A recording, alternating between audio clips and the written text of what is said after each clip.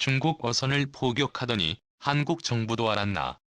한국 여론이 흥분해서 나이 뜨자 한국 정부가 중국 어선에 함포를 사격하는 것까지 허락했다. 이건 국가 전체 민족주의의 집단 발작이다. 한국 해경은 전 세계에서 가장 폭력적인 해상법 집행부대 중 하나다. 중국 어민들은 바다를 삶의 터전으로 삼는 사회 약자 계층이다. 중국 관영 환구시보의 보도입니다.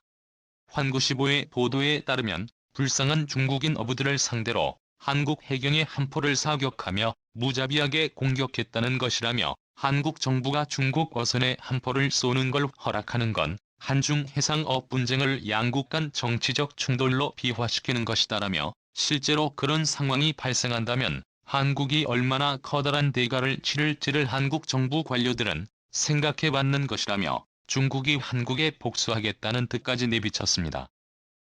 자, 그런데 중국 정부가 한국인 말하고 있는 불쌍한 중국인 어부들이라는 저학자들은 보시는 것처럼 한국 해협을 불법 침입한 중국 어선들의 수차례 경고하며 제재하려 한 한국 해경의 고속단정을 의도적으로 침몰시키려 수차례 충돌시켰습니다. 무려 3척의 중국 어선이 한국 해경 등을 둘러싸고 고의로 충돌해 침몰시켰고 지금 보시는 매우 위험한 삼지창으로 한국 해경을 위협하기까지 했습니다. 중국 정부가 말한 불쌍한 중국 어부라는 이미지와는 180도 다른 모습입니다. 더 충격적인 점은 중국 어선들이 서해뿐만 아니라 남해와 심지어 동해에서까지 불법 조업으로 바다 생물을 가리지 않고 싹쓸이해가는 바람에 한국의 해양 생태계가 심각히 훼손되고 있다는 것입니다. 미국 월스트리트 저널도 중국 어선들의 만행과 중국의 황당한 대응에 대해 집중 보도했는데요. 월스트리트 저널은 중국 어선들이 불법으로 한국의 해양 영토에 침범해 수산물을 싹쓸이하자 한국 정부가 이에 대해 항의했지만 중국 정부는 오히려 단속을 심하게 하지 말라며 적반하장의 대응을 보였다라며 황당해했습니다. 중국 때문에 막대한 경제적 피해를 입고 있는 이들은 한국 어부들뿐만이 아닙니다. 3일 일간 필리핀 스타에 따르면 현지에서 근거지를 둔 비영리단체인 인류를 위한 과학기술을 지원하는 사람들의 남중국해 호위선 암초 부근에 정박 중인 중국 선박들이 주권을 침해한다고 비난하면서 환경뿐만 아니라 어부들의 생계에 큰 타격을 줄 것이라고 경고했습니다. 이 단체는 중국이 최근 영유권 분쟁 지역에서 자국 경비정이 외국 선박에 발포할 수 있도록 허용하는 법을 통과시켰다고 거론하면서 중국 측의 공세로 향후 62만 7천 명에 달하는 필리핀 어부들의 생계 수단을 이룰 것이라고 전망했습니다. 필리핀뿐만 아니라 대부분의 동남아시아 국가들과 심지어 한국의 형제국이라 불리는 멕시코 해변에서도 중국 어선들의 불법으로 침입해 수산물을 싹쓸이해가고 있습니다. 결국 한국이 이들을 대표해 중국의 칼을 빼들자 필리핀과 멕시코 등 현지인들의 반응은 너무나 뜨거웠습니다. 중국이 한국에 반격을 가한다면 자신들의 모든 비장의 카드를 꺼내서라도 한국과 함께 하겠다고 외치고 있는데요. 한국 해군이 중국의 불법 어선들에 대해 함포 사격 허가를 내린 데 이어 새로운 유도 로켓과 분당 4,200발을 쏟아낸다는 함정, 최후 무기의 골키퍼까지 참석했다는 소식이 공개되자 중국 어선들은 불이 나게 뒤도 돌아보지 않고 달아나고 있습니다. 군 함정에 탑재한 근접 방어무기의 골키퍼는 원래 미사일을 미사일로 막지 못할 경우 마지막 순간의 근접 방어무기 역할로 분당 4,200발의 총탄을 발사해 마지막 방어막을 만들어낼 용도로 만들어졌는데요. 불법 조업 중국 선장 칼에 한국 해경이 숨지고 여러 명이 부상을 당하는 등 각종 무기로 한국의 인내심을 시험하자 한국 측의 골키퍼를 장착해 중국 어선들을 초토화시켜 더 이상 감히 한국 해경의 폭력을 휘두르는 것을 상상도 못하게 만들어버릴 수 있다는 주장이 나오고 있습니다. 이뿐만이 아닙니다.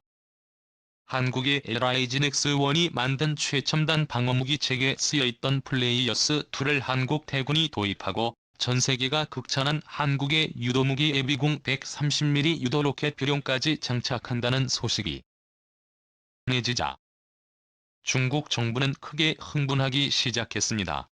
중국이 너무나도 큰 충격을 받고 있는 것은 한국 해군과 해경에 이렇게 한국이 직접 만든 최첨단 무기를 장착하며 중국 어선들을 한방에 제압해버리자 필리핀 등 다른 국가들도 한국산 무기를 사들여 똑같이 중국 불법 어선들을 몰아내기 시작했다는 것입니다.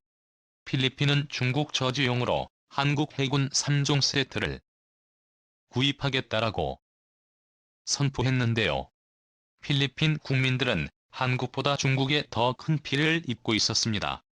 중국 어선들이 불법 조업을 하는 것은 물론이고 리드뱅크의 필리핀 명으로 렉터뱅크로 불리는 해상 뺑소니 사건이 트리거가 됐습니다. 중국 대형 선박이 야간에 필리핀 영해에 불법으로 침입해 필리핀 소형 어선을 전속력으로 들이받아 침몰시킨 뒤에 도주한 사건입니다. 필리핀 선원 12명은 칠흑 같은 어둠이 깔린 바다에서 죽기 직전 인근을 지나던 베트남 어선에 의해 극적으로 구조됐는데요. 이 사건 이후 필리핀 육군은 신형 경전차와 다연장 로켓 공격에게 초음속 대형 미사일 도입을 정했으며 공군은 기존 한국산 F-50 경전투기 12대와 함께 작전을 12대의 F-16급 전투기 도입 사업을 발표했습니다.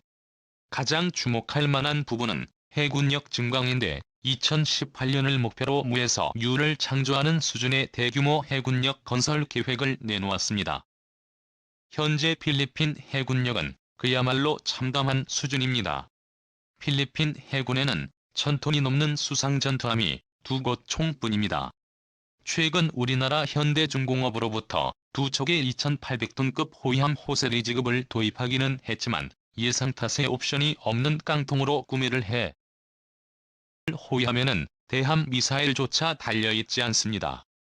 필리핀 해군이 현재 보유하고 있는 가장 강력한 군함은 2016년 한국에서 퇴역한 충주함을 받아와 이름을 바꾼 콘도라야입니다. 이 초계함은 필리핀 해군의 전투함 가운데 유일하게 함대함 미사일을 장착하고 있습니다. 나머지 4척 중 3척은 미해안 경비대가 30년가량 사용하고 넘겨주인 노후 경비함. 이고 다른 한 척은 미군이 제2차 세계대전 당시에 소위함으로 쓰다 넘겨준 배의 기관포를 달아 초계함으로 사용하고 있는 배입니다. 필리핀은 국가적 차원의 대규모 해군력 증강 프로젝트를 수립했습니다. 이른바 포스믹스 구상이죠. 포스믹스 구상은 부족한 예산 상황을 감안해 소수의 고성능 전투함과 다수의 소형 고속전투함을 혼합함으로써 최대의 효과를 거두겠다는 일종의 하위 루믹스 개념입니다. 필리핀은 이 해군력 건설 계획에 1000억 페소 우리 돈으로 2조 3,500억 원 예산을 투입할 예정입니다. 필리핀 언론은 정부가 이 같은 대규모 건함 사업을 추진하는 이유가 중국 때문이라고 밝혔습니다. 현지 원뉴스와 인터뷰한 필리핀 해군 고위 장성은 이번 사업은 주변국을 따라잡을 수 있는 신뢰할 만한 군대를 만들기 위한 것이라며 이 지역의 다른 어떤 나라로부터 어느 정도 존중을 받을 수 있는 정도. 남중국 해에서 우리 자신의 이익을 지키기 위한 노력의 일환이라고 해군력 건설 목표를 설명했습니다. 우회적으로 표현했지만 이 지역에서 필리핀의 해양이권을 침해하는 나라가 중국뿐이라는 사실을 생각해보면 중국을 겨냥한 군비 증강 사업이라는 얘기입니다. 필리핀은 이 사업을 통해 총 6척의 방공 호위함과 12척의 대잠 초계함 12척의 원양 초계함 3척의 잠수함 4척의 전략 수송선을 핵심 전력으로 하고 40척의 초계정 42척의 고속 공격정 보조 전력으로 획득할 계획입니다. 원양 초계함과 전략 수송선을 제외한 나머지 핵심 사업은 방공호 위안과 초계함을 사실상 메이드 인 코리아의 독주가 예상됩니다. 필리핀은 이미 방공 호위함으로 현대중공업의 2800톤급 호위함인 호세리자리급 2척을 구입한 바 있는데 필리핀 해군은 추가 4척 역시 호세리급을 원하는 것으로 알려졌습니다. 호세리저급을 척당 총 800억 원에 구입한 필리핀의 수백억 원 규모의 추가 개량을 추진하고 있는데 추가 4척을 모두 호세리잘급으로 채운다며 국내 조선소는 약 1조 원 규모의 특수를 누릴 수 있을 것으로 보입니다. 여기에 1분에 4,200발을 발사하는 한국의 최신 무기를 필리핀 해군이 정책하게 되며 이제 중국 어선이 필리핀 해역에서 뺑소니를 내고 도주하는 순간 두동강이 오늘도 감사합니다. 최고로 멋진 하루 보내시길 바랄게요.